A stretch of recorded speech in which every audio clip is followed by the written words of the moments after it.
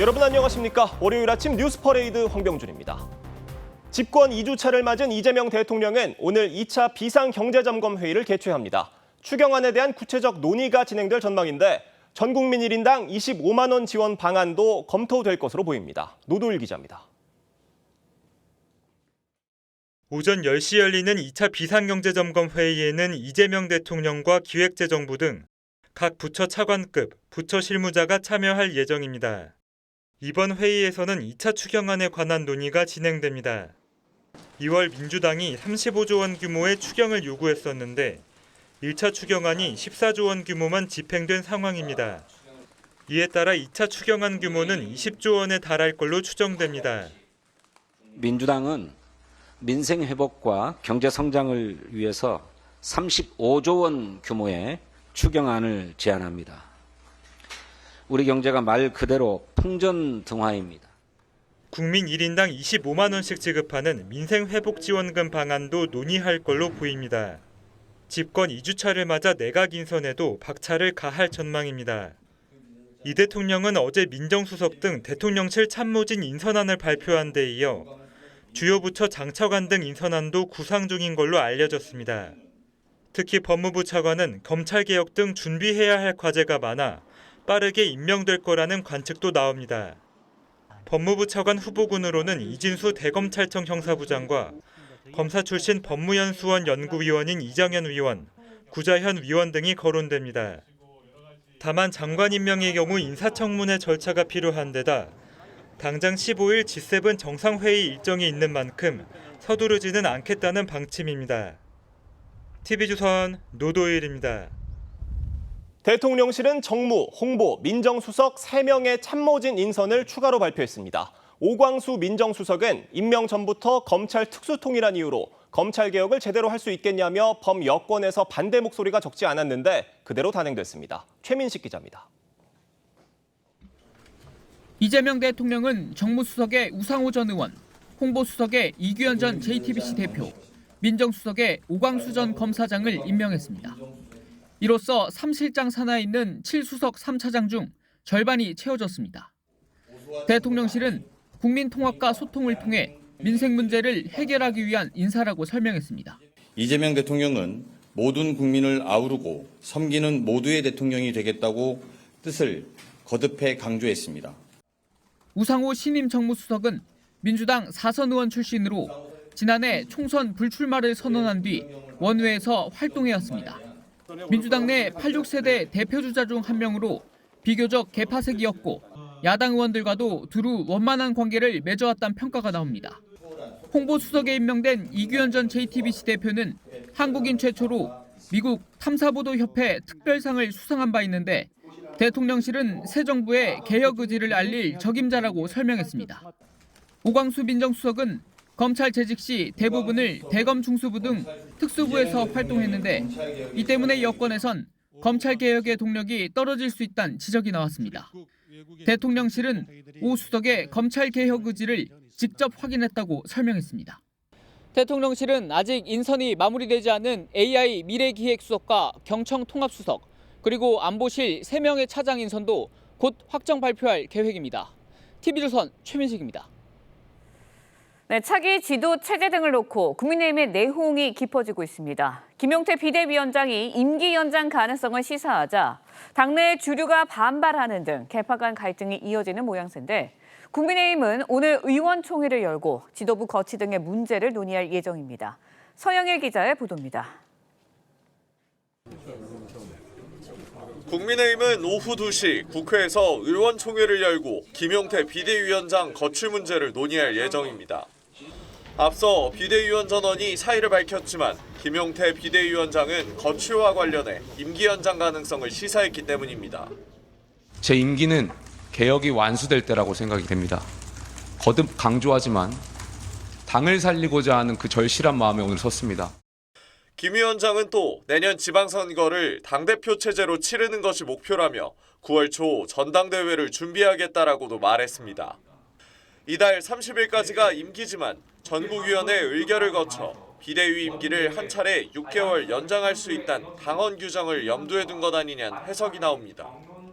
사실상 지도체제 입장을 먼저 제안한 만큼 오늘 의총에서도 계파 간 충돌이 불가피할 전망입니다. 친한동훈계는 조기 전당대회를 요구하는 반면 친윤석열계는 당분간 비대위가 유지돼야 한다는 입장입니다. 일각에선 16일 선출될 차기 원내대표가 당 지도체제 관련 논의를 이끌어야 한다는 목소리도 나옵니다. 당대표직에 욕심 없다던 김문수 전 후보가 나경원, 안철수 의원을 잇따라 만난 사실이 알려지면서 당권을 염두에 두고 본격 움직이는 게 아니냐는 해석도 있습니다. TV조선 서영일입니다.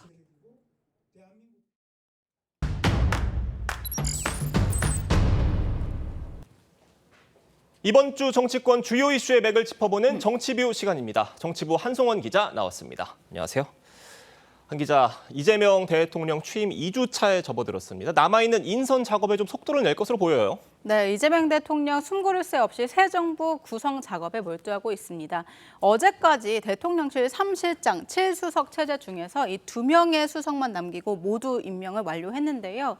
이번 주 초까지는 이 수석 인선 모두 발표한다고 합니다. 예. 그리고 오늘 오전 10시에는 비상경제점검 TF 2차 회의를 여는데요. 여기서 추경안 구체적 규모 논의될 것으로 보이고요. 그리고 내일은 국무회의가 열리면 그 내란 특검, 김건희 특검, 그리고 해병대원 특검 3대 특검안 공포할 것으로 보입니다. 말씀하신 그런 특검 법안들을 포함해서 지난 정부에서 맡겼던 여러 가지 법안들에 대해서도 좀 속도감 있게 추진을 할 것으로 보입니다.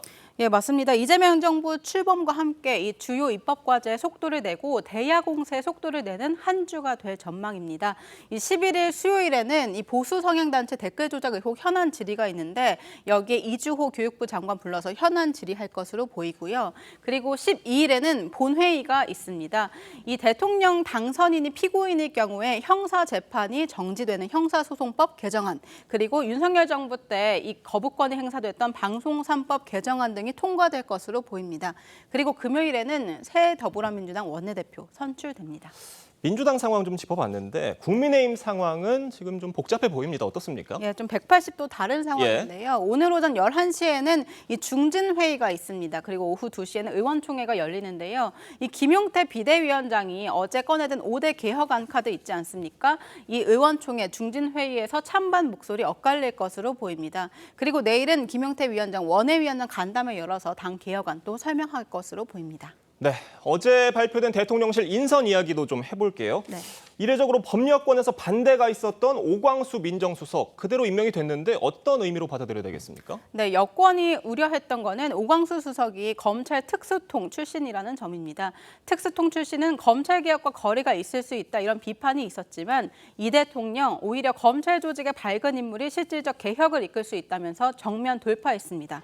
이 측근들 이야기를 들어보면 문재인 정부 당시 학자 출신이던 조국 전 민정수석 사례를 언급하기도 합니다. 이 검찰 조직을 잘 모른 채 검찰개혁 칼을 꺼내들었다가 좌초됐던 경험을 반면교사 삼아야 한다 이런 분석입니다. 결과적으로 이 대통령이 구상한 인사를 그대로 임명한 건데 단순한 참모진 인사를 넘어서 이 대통령이 앞으로의 국정 운영의 장악력 그리고 리더십을 보여줬다 이런 해석이 나오고 있습니다. 우상호 정무수석 인선도 좀 눈에 띄는 부분인데 강훈식 비서실장보다도 선수가 높고 정치 경력도 많은 선배잖아요. 이 비서실장과의 관계를 생각했을 때 좀 괜찮습니까? 예, 그런 우려 나오고 있는데 우상호 정무수석 민주당 4선 중진 의원으로 86그룹의 대표 주자로서 개파색이 상대적으로 옅은 인물로 꼽힙니다. 3선 의원 출신인 강훈식 비서실장보다도 나이가 11살이나 더 많고 정치 경력도 많은 선배입니다. 아까 처음에 보여드렸던 이 대통령실 조직표 다시 보시면요. 보통 이 정무수석이 비서실장에게 보고를 하는 이 수직적 상하 관계입니다. 이 정치 선배인 우상호 정무수석이 비서실장보다 좀 아래에 위치하는 건데요. 하지만 이번에는 이 국정 운영을 효율적으로 뒷받침할 수 있는 능력 위주의 실용주의로 인선을 했고 두 사람 사이는 이 상하 관계보다는 실용주의 협의형 시스템이 될 거다 이런 분석이 많습니다. 이 여권 관계자들 취재를 해보니까요, 이 대통령 직접 우상호 정무수석에게 전화를 했다고 합니다. 그러고 이제 야당 협치를 잘 해달라, 용산과 여의도 가교 역할을 잘 해달라 이렇게 부탁을 했다고 합니다. 네, 이번 정권의 정무수석 역할 만만치 않을 것으로 보이는데 앞으로 특검 전국이 본격화되면 여야 대치 불가피할 것으로 보여요. 예, 국민의힘 입장에서는 이 특검 위헌적 요소가 굉장히 많다 이런 입장입니다. 예. 이 민주당과 조국혁신당만 이 특검 후보자를 추천할 수 있습니다. 여기서 야당인 국민의힘은 배제되어 있는 상태고요. 역대 특검에서와 달리 범여권에서만 특검 후보 추천권을 갖는 거라서 공정성 시비 이뤄질 수 있습니다. 그리고 이 3대 특검 수사 대상도 총 35개나 됩니다. 그런데 여기에서 이 고발이나 인지 사건도 볼 수 있어서 수사 범위가 무한정으로 확대될 수 있다. 이 과잉 수사가 될 수 있다. 이런 우려가 나오고 있습니다. 국민의힘에서는 김용태 비대위원장이 5대 개혁안 카드를 꺼내 들었잖아요. 이에 대한 당내 분위기는 좀 어떻습니까? 네, 오늘 오전에 일단 아까 말씀드린 대로 중진 의원들이 의원총회에 앞서서 미리 만난다고 합니다. 아무래도 김 위원장이 후보 교체 파동 논란에 당무 감사권 발동까지 언급한 것이나 이 9월 초에 전당대회를 하겠다 이렇게 못 박은 것에 대해서 찬반 의견이 나올 것으로 보이는데요. 어제 김 위원장이 당무 감사권 카드를 이야기를 꺼내고 권영세 전 위원장 공개적으로 좀 SNS를 통해서 불편함을 감추지 않았습니다. 처음부터 부당 단일화로 규정한 건 중립성을 의심케 하는 매우 잘못된 표현이다 이렇게 꼬집었고요. 그리고 최영두 의원도 전당대회 일정이나 의제는 모두 당원 투표로 결정돼야 한다 이렇게 선을 그었습니다. 오늘 중진회의에 이어서 의원총회에서도 의원들 의견 개파별로 좀 엇갈릴 것으로 보입니다. 네, 오늘 의원총회에서 어떤 방향으로 중론이 모아질지 잘 지켜봐야겠네요. 한 기자 잘 들었습니다. 이재명 대통령이 지난 4월 퇴임한 문희홍배 이미선 헌법재판관의 후임과 관련해 후보군을 3명으로 압축한 걸로 전해졌습니다. 그런데 여기엔 이 대통령의 사건 변호를 맡았던 이승엽 변호사도 포함된 걸로 알려져 야당이 강하게 비판하고 나섰습니다. 실제 이 변호사가 임명될 경우 이해 충돌 소지가 있을 수 있다는 지적도 나옵니다. 고승현 기자입니다. 대통령실은 헌법재판관 후보군을 3명으로 좁히고 막판 검증에 들어간 걸로 알려졌습니다. 최종 후보군은 사법연수원 23기의 오영준 부장판사와 27기의 이승엽 변호사, 29기의 위광하 판사 등 3명입니다. 이 가운데 판사 출신의 이승엽 변호사는 이재명 대통령의 공직선거법 위반 사건과 위증교사 사건, 쌍방울 대북 송금 의혹 사건 등의 변호를 맡은 바 있습니다. 현직 대통령의 형사사건을 맡았던 변호사가 대통령 몫의 헌법재판관 후보군 3명에 포함된 건데 국민의힘은 낯간지러운 보훈 인사이자 명백한 이해충돌로 즉각 철회해야 맞다고 비판했습니다. 국가사법기관을 개인 로펌화한다는 비판을 받을 뿐 아니라 보훈 인사 논란도 피할 수 없을 것입니다. 또 대통령의 개인 재판을 뭉개기 위한 방탄이라며 사법 개혁에 다름 아니란 지적도 나왔습니다. 국민의힘은 또 새 정부 초대 총리로 지명된 김민석 후보를 향해선 반미주의에 빠져 불법 점거와 방화로 실형까지 받은 인물이라며 지명을 철회할 것을 촉구했습니다. TV조선 고승현입니다.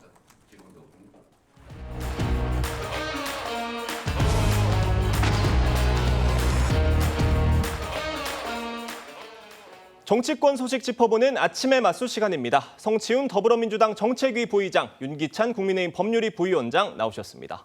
안녕하세요.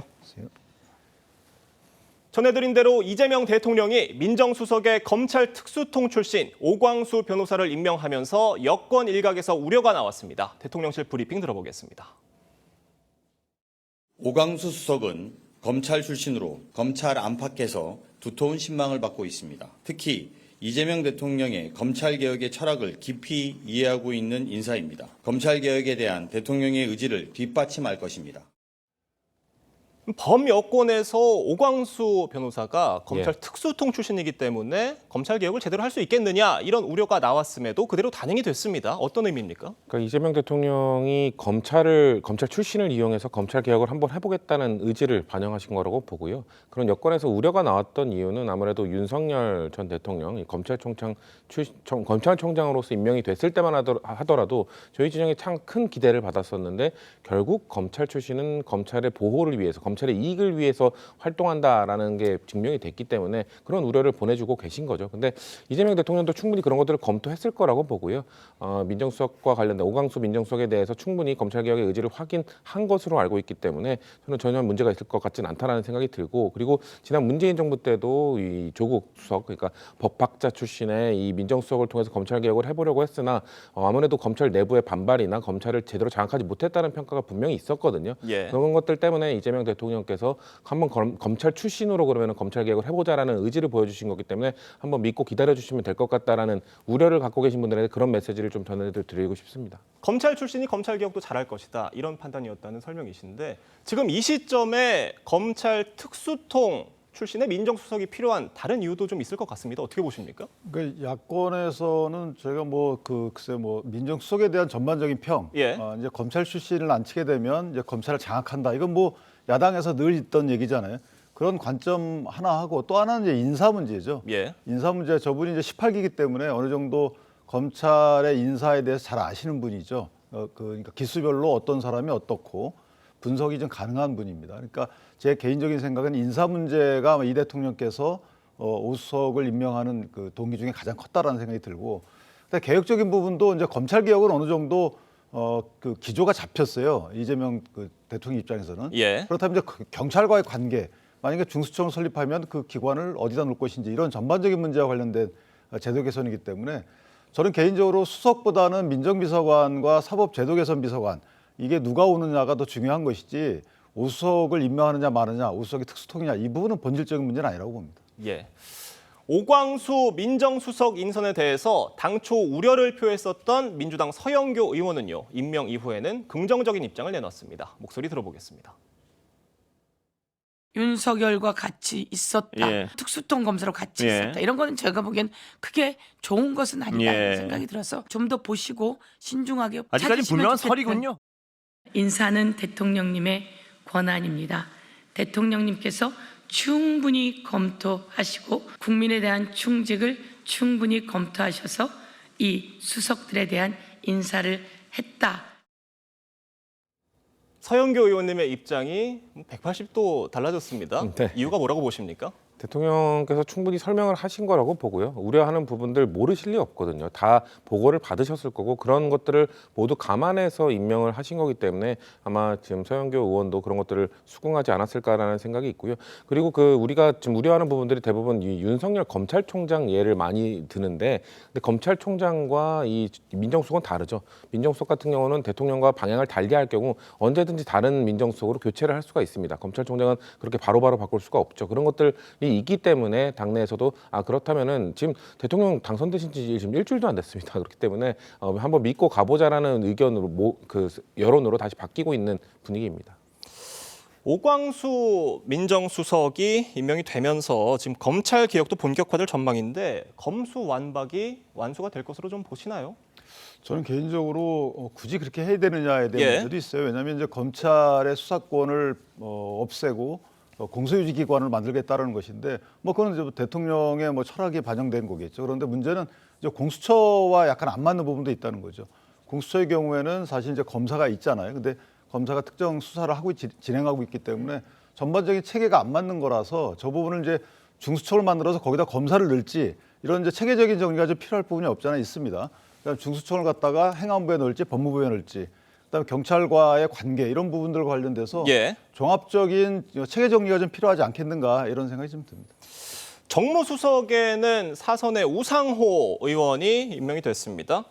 어떤 강훈식 비서실장보다 선수도 높고 정치 경력도 많아서 이 비서실장과의 관계를 생각했을 때 좀 괜찮겠느냐 이런 시각도 있는데 좀 어떻게 평가하세요? 일단 강훈식 비서실장과 우상호 이번 지명되신 정무수석이 사이가 매우 좋으시고요. 그런 거는 전혀 문제가 되지 않을 예. 거라고 보고 있고 일단 또 비서실장의 역할 그리고 정무수석의 역할이 또 명확히 구분이 되죠. 정무수의 가장 중요한 역할은 입법부 의회와의 소통 그리고 정치개혁입니다. 아무래도 우상호 전 의원 같은 경우에는 이 4선 의원 출신으로서 이 정치개혁에 대한 수십 년 동안 다뤄온 그런 일관적인 입장을 갖고 계시고요. 그리고 무엇보다도 야당과의 소통에 매우 능하십니다. 예. 2016년 박근혜 대통령의 탄핵소추안을 통과시킬 때 그 당시에 여당과의 소통을 이끌어내면서 뭔가 결국 탄핵소추안을 통과시키는 그런 정치력도 보이기도 했었거든요. 그런 걸로 봤을 때 충분히 이 야당과의 소통을 원활하게 이끌 수 있는 지금 사실상 윤석열 정부 때 사라졌던 협치, 정치를 회복시킬 수 있는 적임자다라는 생각을 하신 것 같고요. 그리고 강훈식 비서실장도 사실 완전 찐병이라고 할 수 있는 최측근이 아니었잖아요. 마찬가지입니다. 정무수석 역시 이재명 대통령이 나의 최측근으로만 대통령실 인사를 채우지 않겠다는 그런 의지를 우상호 정무수석을 임명함으로써 보여주신 거라 생각합니다. 네. 여야 강대강 대치 속에 이런 정무수석의 역할이 굉장히 중요할 때가 많은데 좀 어떻게 전망하세요? 우상호 정무수석의 역할에 대해서. 일단 인물평을 보면은 예. 그 적합한 인물이죠. 예. 상당히 이제 본인에 맞지 않는 옷을 입은 건 맞습니다. 4선의 원내대표 출신이시고 그럼에도 불구하고 이제 차관급의 정무수석직을 받아들였다는 거죠. 예. 그러니까 이재명 대표 입장에서 보면 좋은 인선이라고 보여지고 다만 이제 우상호 그 정무수석 입장에서 보면 독배일 수도 있는 거예요. 야당과의 협치 문제는 사실 우상호 정무수석이 혼자 풀 수 없는 문제고 아마 이재명 대통령께서는 국정 상황실을 중심으로 해서 국정을 끌어나갈 것으로 예상이 되는데 그렇다면 정무수석에게 야당과의 협상을 위한 당근을 얼만큼 줄 수 있는 권한이 있는지 저는 개인적으로 그럴 권한을 크게 받지 못할 거거든요. 그렇다면 우상호 정무수석 입장에서 보면 야당 입장은 굉장히 좋은 인물인데 과연 얼마만큼의 카드를 갖고 협상 임할지 그 권한은 얼마인지에 대한 약간의 회의는 좀 있습니다. 네. 이재명 대통령은요, 헌법재판관 후보군을 3명으로 압축을 했는데 이 중에 이 대통령의 변호인인 이승엽 변호사가 포함이 되면서 야당에서는 이해 충돌, 보은 인사다 이런 반발 지금 거센 상황입니다. 어떻게 평가하십니까? 일단 최종 지명되지도 않은 분에게 뭐 이해 충돌 어떤 부분에서 이해 충돌인지 좀 설명이 안 된다는 건 말씀을 드리고 싶고요. 뭔가 이해 충돌이라 함은 원래 사적인 이해관계 때문에 공적인 판단을 그르치는 경우를 이제 이해 충돌 상황이라고 하는 건데 예를 들면 뭐 그 지난 그 이완규 그 법제처장을 뭔가 이 헌법재판관으로 임명했을 때 윤석열 전 대통령과 40년이 넘는 인연, 사법연수원 동기, 대학 동기인 사람을 뭔가 임명했을 때 만약에 그 헌법재판관이 탄핵 심판을 하게 될 경우 그런 상황이 이해 충돌인 거거든요. 근데 이재명 대통령이 변호를 맡았다는 거는 다른 사적 관계는 전혀 없습니다. 그럼 변호를 맡았다는 거는 사실상 돈에 의해 만져진 계약 관계입니다. 그럼 그런 관계들이 과연 공적인 판단에 그 영향을 줄 수 있을 것인가? 만약에 그 영향을 줄 수 있다고 판단이 된다면은 저는 인사청문회라는 과정을 통해서 만약에 이분이 임명이 된다면 지명이 된다면 인사청문회를 과정을 통해서 국민의힘 측에서는 이러이러한 부분들이 이해충돌 여지가 있지 않겠냐고 국민들을 설득하면 되는 겁니다. 그거에 대해서 저희가 봤을 때는 이해충돌 여지가 없다고 보기 때문에 국민들께서 그런 인사청문회 과정들을 보면서 이 사람은 정말 이해충돌이 될 것이다라고 판단해 주시면 여론이 변화할 것이고 아마 대통령께서 그런 것들을 최종적으로 고려해서 최종 지명을 할 것인지를 판단하실 거기 때문에 벌써부터 지금 지명되지도 않은 사람에 대해서 어떤 부분이 이해충돌인지 근거 제시도 안 하면서 뭔가 벌써 이해충돌이다 너무 침소봉대한다는 느낌이 강합니다. 뭐 어떤 부분에 대해서 그러느냐라는 말씀에 대해서는 지금 국민의힘 보수 진영 일각에서는 헌법 84조 해석 문제라든지 또 어떤 형사소송법 개정안이 헌법재판소의 판단을 구해야 되는 그 상황이 됐을 때 이재명 변호인 출신의 헌법재판관이 만약에 임명될 경우에 당시에 가서 과연 좀 어떤 신뢰받는 판단을 내릴 수가 있을 것이냐 이런 우려들을 하고 있는 것 같거든요. 단순히 임명자라고 해서 그 사람을 위한 판결을 내릴 것이다. 그 사람에게 이익이 되는 판결을 내릴 것이다. 저희가 수차례 이 탄핵 심판을 보면서 다 느끼지 않았습니까?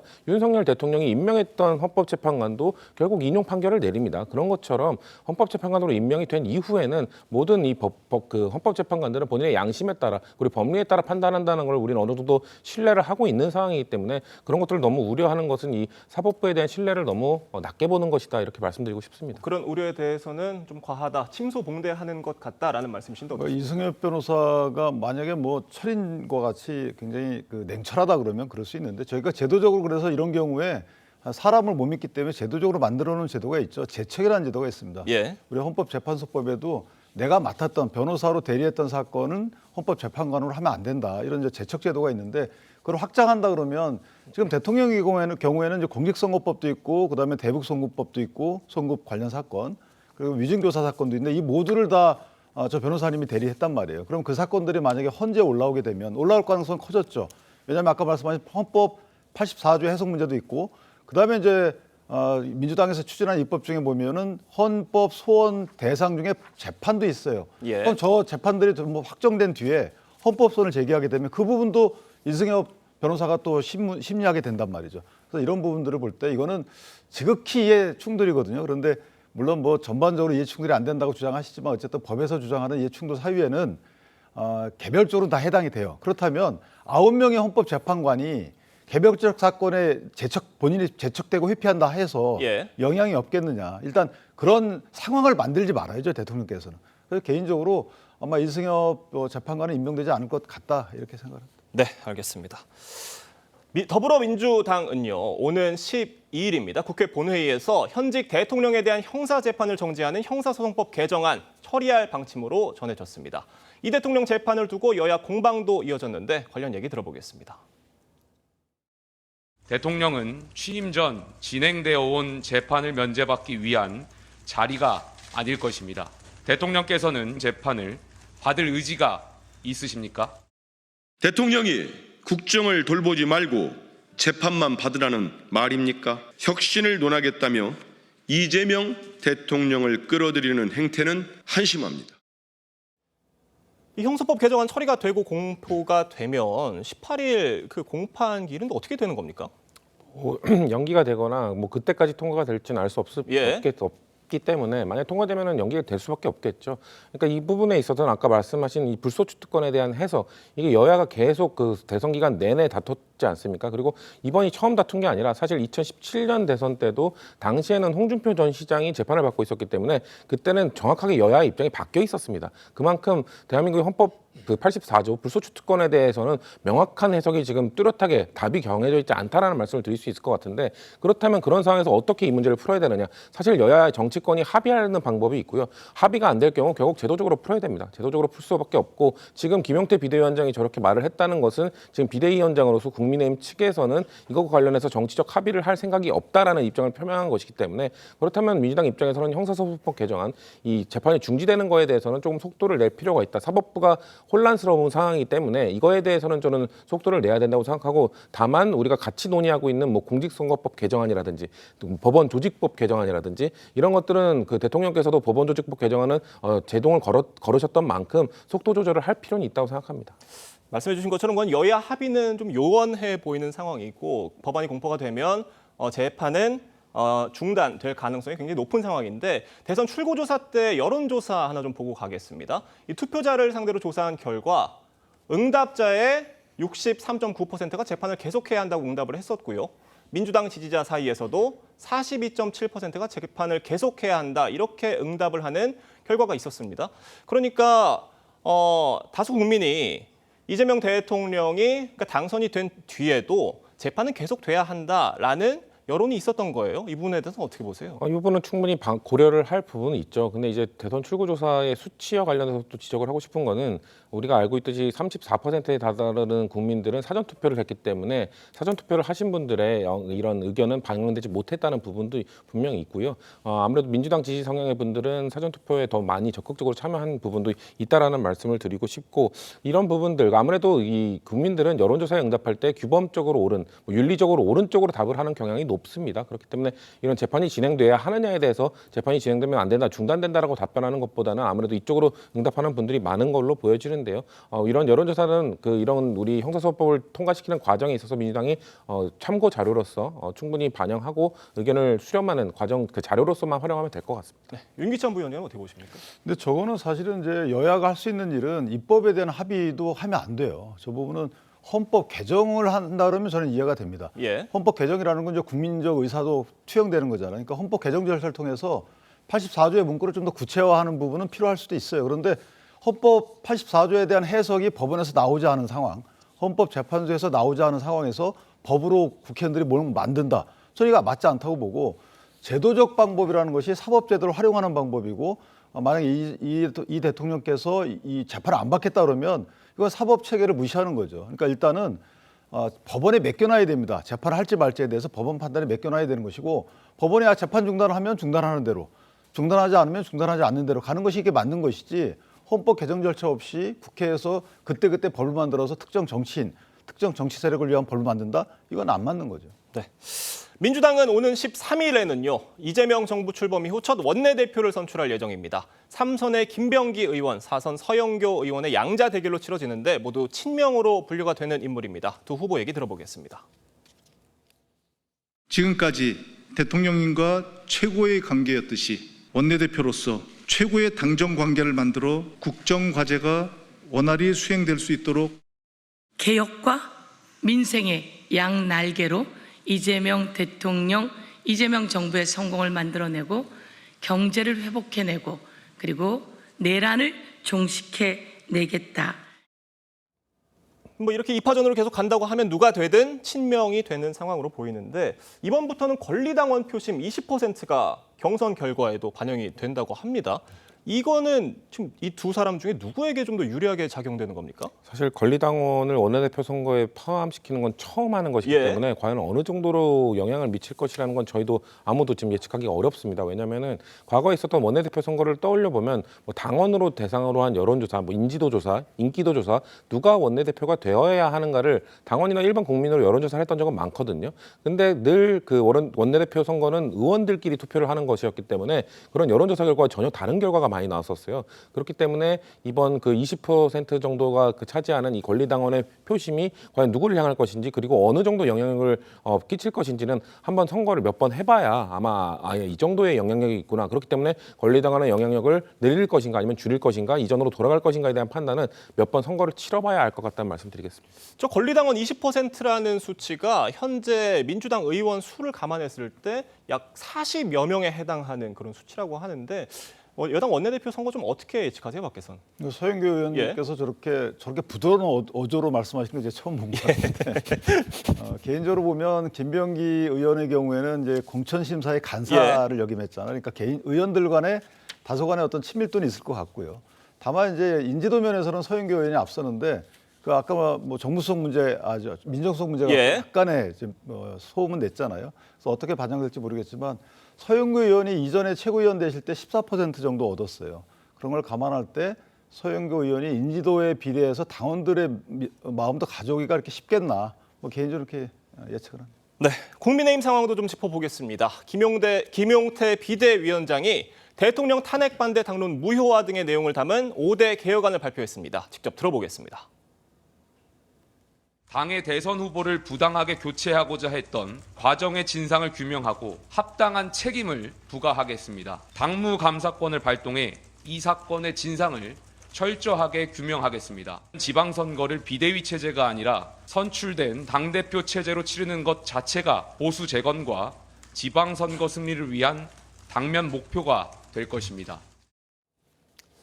국민의힘 구주류 세력과 쇄신파 간의 충돌이 본격화될 거다라는 분석들인데 좀 어떻게 전망하세요? 저는 김용태 비대위원장이 저 발표를 처음 들었을 때는 저 정도의 최소한의 조치는 당연히 해야 국민의힘이 바로 설 수 있겠다라는 생각이 들었는데요. 저기서 지금 우리가 들었던 단어 중에 부당한 후보 교체라고 되어 있잖아요. 그거에 대해서 지금 권영세 비대위원장이 바로 제동을 걸었거든요. 벌써부터 비대위원장이 당무감사를 하기 전에 부당하다고 이렇게 가치 판단을 하는 것은 부적절하다는 의미를 담고 있는 건데 벌써부터 구세력과 이 신세력들의 이런 대결들이 갈등들이 벌써 불거지고 있기 때문에 저는 쉽지는 않을 거라고 봅니다. 왜냐하면 이 친윤 세력들 이 후보 교체를 시도했던 세력들이란 분들이 사실상 윤석열 정권 때 권세를 누리던 분들임에도 불구하고 단 한 명도 뭔가 책임 있는 자세를 보여주지 않고 있는 상황에서 권력을 유지하고 싶은 그들의 그 본능을 과연 저런 개혁 의지가 꺾을 수 있을 것인가? 지금까지 꽤 오랫동안 권세를 유지해온 분들의 이런 탄탄한 지지 기반으로 봤을 때 저는 쉽지 않을 거라고 봅니다. 지금 말씀해 주신 이 부분, 부당한 후보 교체 이 부분에 대해서 권영세 전 비대위원장이 강하게 반발을 했는데 결국 이 쇄신파와 구주류 세력 간의 어떤 이 새 싸움이 굉장히 치열하게 전개될 것이다. 이런 전망이에요. 어떻습니까? 저는 이제 쇄신 대 구주류의 대결 구도라기보다는 사실 당의 과거를 청산하고 가자라는 그런 의도라고 저는 생각을 하는 것이 지금 김용태 비대위원장이 제시했던 5가지 문제를 보면 계엄에 관련된 문제, 탄핵 찬반 문제, 그러니까 당대표 선거에서 나올 법한 갈등 구도예요. 그다음에 이제 지방선거에서 공천권을 갖게 되면 또 당대표 과열되는 부분이 없잖아 있는 것이고 그다음 후보 교체 문제도 사실 갈등 구도의 하나의 축이기 때문에 이 세 문제를 해결하고 가자라는 취지의 문제 제기라고 보고 이 해결하는 과정에서 본인이 어떤 선입견을 갖고 있으면 안 되는 거죠. 그래서 그 부분에 대해서 권영세 전 비대위원장이 문제 제기를 했다고 보여지고요. 어쨌든 김용태 비대위원장이 이 문제를 공론화하고 해결하기 위해서는 임기가 연장돼야 되는데 의총에서 이제 그 부분과 관련돼서는 합의가 돼야 되겠죠. 그래서 의총에서 어떤 결과가 나올지가 일단 주목을 받고 있다 이렇게 봅니다. 네, 오늘 의총에서 총론이 어떤 방향으로 모아질지 잘 지켜봐야겠습니다. 두 분 말씀 여기까지 듣겠습니다. 감사합니다. 민주당이 새 정부 1호 법안으로 통과시킨 내란 특검 등 이른바 3대 특검법이 이르면 이번 주 공포될 전망입니다. 국민의힘을 특검 후보 추천 단계에서 배제하면서 이미 위헌 소지가 있는 게 아니냐는 의혹이 제기됐는데 수사 과정에서도 공정성 논란이 불가피해 보입니다. 황정민 기자입니다. 가결되었음을 선포합니다. 지난 5일 민주당 주도로 국회 본회의 문턱을 넘은 내란 특검법과 김건희 특검법, 해병대원 특검법은 이르면 오는 10일 국무회의 의결을 거쳐 공포될 걸로 예상됩니다. 여권에서 가장 시급하다고 보는 내란 특검은 이달 중 출범 가능성도 있습니다. 그걸 단축시키면 4일도 가능합니다. 내란 특검법은 제일 먼저 가장 빠르게 출범시키는 게 맞을 것 같아요. 법안이 공포되면 민주당과 조국혁신당이 특별검사 후보 1명씩을 추천하고 대통령이 이 중 1명을 임명합니다. 양당은 특검 후보군 인선 검토에 한창인 걸로 알려졌는데 후보 추천 과정에 야당인 국민의힘은 배제돼 있습니다. 결과적으로 범여권에서만 특검 후보 추천권을 갖게 된 데 대해 수사기관 공정성 시비가 불가피할 거란 지적이 나옵니다. 모든 정당이 아니라 특정 정당만을 가지고 하는 그런 것들이 결국은 법 앞의 평등에 위배되는 것 아니냐.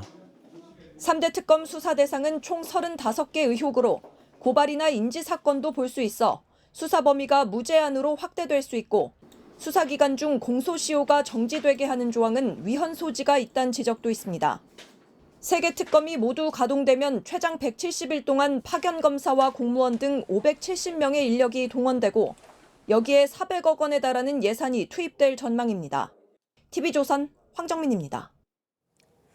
오늘 오전 서울중앙지법에서 내란 우두머리 혐의를 받는 윤석열 전 대통령에 대한 6차 공판이 진행됩니다. 지난번에 이어 이상현 전 특전사령부 1공수 여단장이 증인으로 출석할 예정입니다. 이번 내란 재판은 이재명 대통령 정부가 들어선 이후 첫 공개 재판인데 윤 전 대통령이 취재진 앞에서 선거 결과 등과 관련해 입장을 밝힐지 주목됩니다.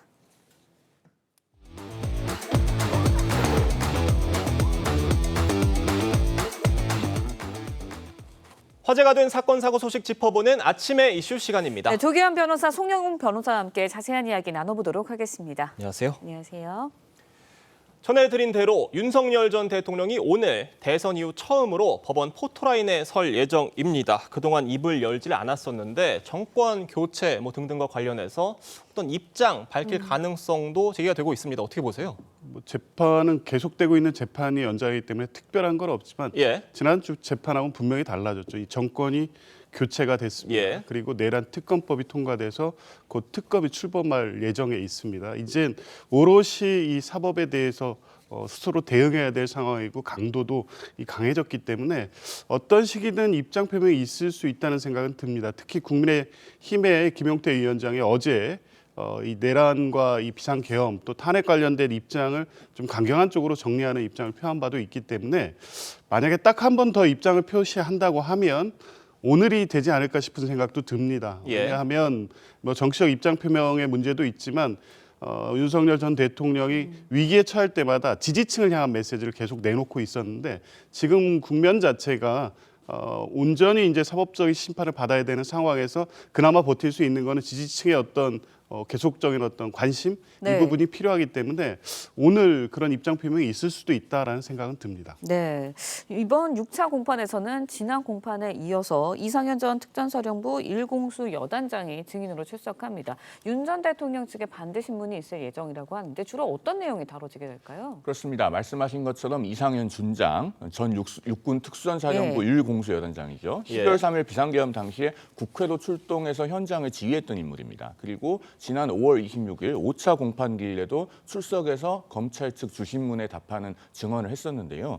이날 공판기일에 법정에서 재생된 녹음 파일이 있습니다. 이상현 준장이 자신의 후야 군인들에게 담을 넘어가서 1대대와 2대대가 같이 의원들을 좀 끄집어내라. 네. 문짝을 부숴서라도 국회의원을 끄집어내라라고 지시하는 녹음 파일이 재생이 됐고 이상현 준장은 이 녹음 파일에 대해서 자신이 지시한 것은 곽종근 당시 특수전사령관의 지시였고 그 지시가 윤 전 대통령의 지시였다고 이해했다라는 취지로 증언을 했었습니다. 다만 이러한 증언들은 이제 검찰의 주신문에 답변을 한 것이고요. 예. 오늘은 지난 공판기일에 이어서 윤 전 대통령 측의 반대 신문이 이루어지기 때문에 네. 아마 윤 전 대통령 측에서는 이 진술의 신빙성을 깨기 위해서 다각도로 노력을 할 것으로 보입니다. 네.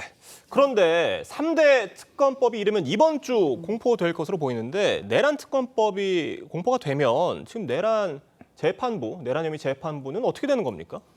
그러니까 내란 특검법 19조에 의하면 이 관할과 관련해서는 형사소송법을 준용하게 돼 있습니다. 근데 형사소송법에서는 원칙은 먼저 사건을 받은 재판부에서 재판하도록 돼 있는데 예외적으로 검사나 피고인의 신청이 있을 경우에 재판부가 결정을 해서 이첩할 수 있도록 돼 있습니다.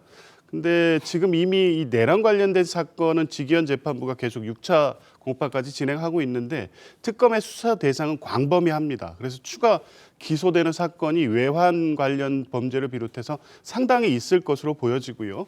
재판 진행 속도에 따라서 또 특검의 수사 진행 속도에 따라서는 이후에 수사나 공소 유지를 맡게 되는 특검이 새로 이 배당된 재판부로의 이송을 요청할 가능성이 있고 그때 법원이 이송 결정을 한다고 하면 사건이 새로운 재판부에 병합될 가능성도 분명히 있습니다. 네.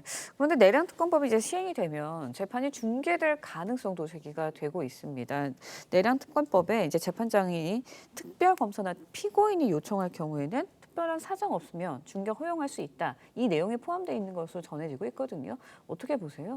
말씀하신 것처럼 그런 조항이 지금 국회를 통과한 내란특검법 11조 4항에 있습니다. 이 조항은 같은 날 국회를 통과한 김건희 명태균 특검법 또 순직 해병 특검법에는 없는 조항입니다. 그리고 그 특검법 조항에 보면은 중계를 허가하지 아니할 특별한 사정이 있다고 판단되는 경우에는 결정으로 중계를 불허할 수 있다 이렇게 되어 있습니다만은 그 경우에는 이유를 밝혀서 선고를 해야 된다. 라고 되어 있습니다. 그런데 우리가 결정이라고 하는 것은 판결과 달라서 본래는 선고기를 잡을 필요가 없고 재판장이 법정에 나와서 주문을 읽어야 될 필요가 없습니다. 그런데 특검법에서는 중계를 불허할 때는 선고를 해야 되도록 정하고 있기 때문에 중계를 불허하고자 할 때는 법원이 상당히 부담이 될 걸로 보여요. 그래서 현실적으로는 중계를 특별검사가 신청했을 경우에 허가가 될 가능성이 상당히 높다 이렇게 전망이 되고 있습니다.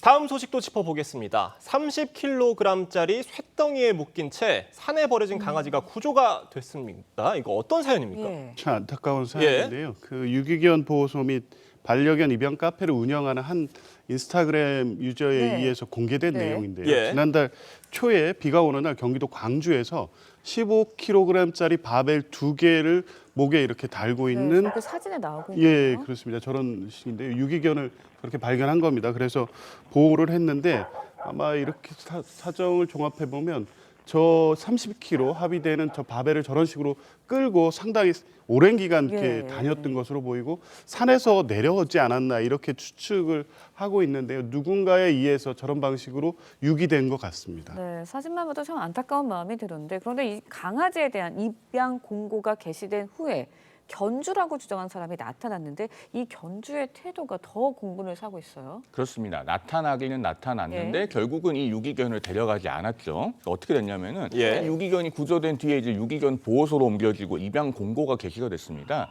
동물보호법상 이제 입양 공고를 하고 열흘이 지나도록 주인이 나타나지 않으면 지방자치단체가 소유권을 취득하거든요. 그런데 한 남성이 나타나서 자신이 이 유기견의 주인이라고 주장을 했고 평소에 잘 돌보던 아이다. 그리고 잠시 묶어둘 때가 없어서 바벨을 사용했는데 강아지가 바벨을 끌고 사라졌다. 이렇게 주장을 했습니다. 그런데 이 남성에 대해서는 동물학대 혐의로 신고가 접수됐거든요. 그리고 남성이 소유권을 포기하지도 않았어요. 그런데 그러면서 막상 이 입양 공고 기간이 끝날 때까지 유기견을 데려가지 않았습니다. 그렇게 돼서 결국에는 최종적으로 소유권을 상실했다고 알려지고 있죠. 지난해 구조한 유실 유기 동물이 10만 마리가 넘는다고 합니다. 이 반려동물을 유기했을 때 최대 300만 원의 벌금형이 부과가 되지만 앞으로 500만 원 이하, 그러니까 최대 500만 원으로 지금 법이 개정될 예정이라고 해요. 그 반려문화가 확대되면서 이 유기 신고가 2024년에 10만 7천 마리 이렇게 확대되고 있습니다. 계속 늘고 있죠. 법의 처벌 수위를 강화해야 된다는 요구가 있었고 그래서 지난 2월에 농림식품부에서 동물복지 종합 계획을 발표했는데요. 이때 유기하는 경우에 지금은 최대 300만 원까지 벌금에 처하게 돼 있는데 500만 원까지 벌금을 늘리는 개정안을 지금 준비 중에 있고요. 유기의 어떤 개념도 과거에는 이제 소위 말해서 그냥 버리는 행위 정도였는데 동물병원이나 뭐 호텔에 장기간 방치하는 것 그리고 이사를 하면서 놓고 가는 경우 이런 경우도 많지 않습니까? 이것도 처벌의 범위에 지금 포함시키는 방향으로 이 법을 개정 중에 있고요.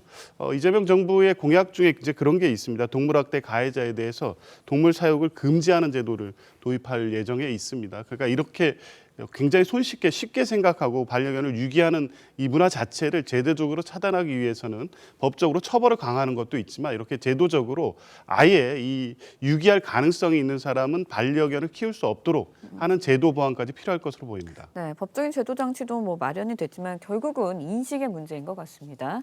일단은 뭐 반려동물 보호를 위한 뭐 법적인 제도 마련 더불어서 동물 복지에 대한 국민적인 인식 확대되고 확산돼야 될 것 같은데 어떻게 보세요? 지금 중앙정부 차원에서 노력하고 있는 사항들이 있는데요. 두 가지만 짧게 짚어보면은 네. 일단 농수산식품부가요. 지금 동물 복지에 대한 국민적 인식을 확산하기 위해서 올해부터 세계 동물의 날 10월 4일이죠. 이걸 네. 동물 보호의 날로 지정한다고 합니다. 그리고 개와 고양이 등 반려동물 입양 전 교육을 내년부터 의무화하고 또 올해부터 초등학교 늘봄학교와 중학교 교과에 동물 복지 교육 과정이 도입되었고 내년 고등학교 교과 과정에도 이를 도입한다는 그런 노력들을 하고 있습니다. 네, 알겠습니다. 오늘 두 분 말씀은 여기까지 듣겠습니다. 감사합니다. 고맙습니다. 트럼프 미 행정부가 LA 시위 진압을 위해 주 방위권을 직접 투입하면서 긴장이 고조되고 있습니다. 네, 시위 이틀 동안 70여 명이 체포됐고 트럼프 대통령은 시위대에게 마스크도 쓰지 말라고 해 인권 침해 논란까지 불거졌습니다. 이루라 기자의 보도입니다. 군용 차량과 병력이 LA 도심에 속속 집결합니다. 캘리포니아 주 방위군이라고 적힌 방패도 놓여 있습니다. 불법 이민자 단속을 반대하는 시위대 진압을 위해 트럼프 대통령이 투입을 명령한 주 방위군 300명이 LA 주요 지역 3곳에 배치됐습니다. So these 2,000 National Guard soldiers that are being engaged today are ones that are specifically trained for this type of crowd situation. 지난주 금요일 이민 당국이 불법 이민자 44명을 대거 체포하면서 시작된 시위대와 당국의 물리적 충돌로 LA는 아수라장으로 변했습니다. 이에 트럼프 대통령은 주 방위군 2,000명을 투입하기로 했는데 주지사 요청 없이 대통령의 명령으로 주 방위군이 투입된 건 1992년 LA 폭동 이후 33년 만입니다. 트럼프 대통령은 시위를 폭동으로 규정하고 강경 대응을 예고했습니다. That happens, I have a little statement. They say they spit, we hit. 이와 함께 시위대에는 마스크 착용도 금지해 인권 침해 논란까지 불거졌습니다. 이 때문에 정치적 후폭풍도 일고 있습니다. 민주당 소속 게빈 뉴섬 캘리포니아 주지사는 의도적으로 시위대를 자극하는 조치라며 트럼프 대통령이 혼란을 바란다고 비판했습니다. 시위대는 추가 시위와 행진 등 대규모 연대 시위를 예고해 긴장이 고조되고 있습니다. TV조선 이루라입니다.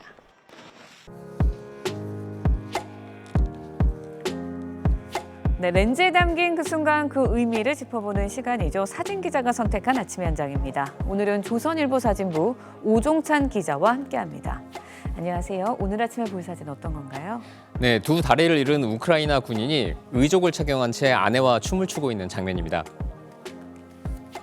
우크라이나 전쟁으로 가슴 아픈 사진들이 외신을 통해 들어오고 있는데요. 눈길을 멈추게 만든 사진이 있습니다. 함께 만나보시죠. 우크라이나 군인 알렉산드로 자브넨코는 전쟁 이전에 무용수였습니다. 러시아와 전투 중에 안타깝게도 두 다리를 잃었는데요. 전쟁이 끝나면 안무가였던 아내와 다시 춤을 추는 게 꿈이었다고 합니다. 그는 지난 4일 의족을 끼우고 우크라이나 리비우에서 아내 마리아와 함께 처음으로 춤을 췄습니다. 네, 역설적이게 슬프면서도 아름다운 사진인데요. 우크라이나 전쟁이 벌써 3년이 넘었습니다. 여전히 많은 사람들이 고통 속에 있죠. 네, 저도 작년에 우크라이나에 다녀왔었는데 최근 외신을 보면 여전히 사람들은 공포에 떨며 살고 있었습니다. 지난 주말 새벽 우크라이나 수도 키이우의 지하철역입니다. 러시아의 드론 공격을 피해 사람들이 지하철역으로 내려왔는데요. 연일 대대적인 보복 공격으로 양국 간의 긴장감은 최고조에 이르고 있습니다. 네, 전쟁 속에 가장 고통받는 게 바로 사람이죠. 속히 평화의 소식이 찾아왔으면 하는 바람입니다. 지금까지 아침 현장이었습니다. 오늘도 더위 대비 잘 해주셔야겠는데요. 기온이 높은 데다 습도까지 더해지면서 체감상 더 덥습니다. 특히 내륙은 최고 체감온도 31도 이상으로 기온이 높아져 한여름 날씨가 나타나겠습니다. 볕도 강해서 자외선 차단에 신경 쓰셔야겠습니다. 지도에 붉은색으로 표시된 내륙 지역은 한낮에 30도를 웃돌겠습니다. 특히 경북 구미는 오늘 33도까지 치솟겠습니다. 자세한 한낮 기온 살펴보시면 서울과 춘천 30도, 대전, 대구 31도까지 오르겠고요. 제주는 25도가 예상됩니다.